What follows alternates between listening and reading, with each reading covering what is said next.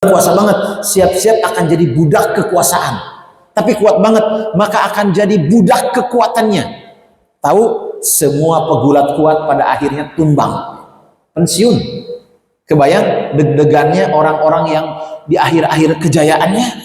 Kalau semata-mata kekuatan kejayaannya itu adalah Tuhannya.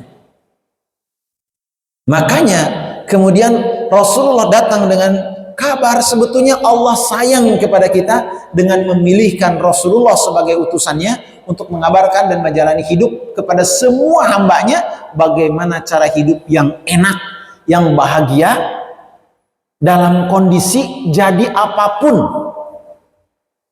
Kan capek banget kalau kita bahagia kalau jadi orang Amerika, tidak bahagia jadi orang Afrika, asli. Ada kebahagiaan di Amerika, ada kebahagiaan di Afrika. Kan sedih kalau kebahagiaan itu milik orang-orang ganteng dan kesedihan milik orang-orang jelek. Akan lebih banyak yang sedihnya daripada yang bahagianya.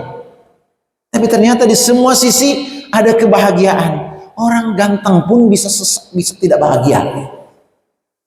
Kalau apa? Kalau kita tidak tahu hakikat kehidupan yang diajarkan oleh Allah melalui malaikat Jibril kepada Rasulullah Shallallahu Alaihi Wasallam. Ayahanda bunda yang disayang Allah Subhanahu Wa Taala. Maka pelajaran pertama dari kita mencontoh Rasulullah SAW adalah meyakini bahwa Rasulullah itu mengajarkan kepada kita mencari Allah, mengenali Allah, dan kemudian dijelaskan sepanjang hidup beliau sampai kemudian Rasulullah mengatakan apa itu? Surah Idza faragta fansab wa ila rabbika farghab.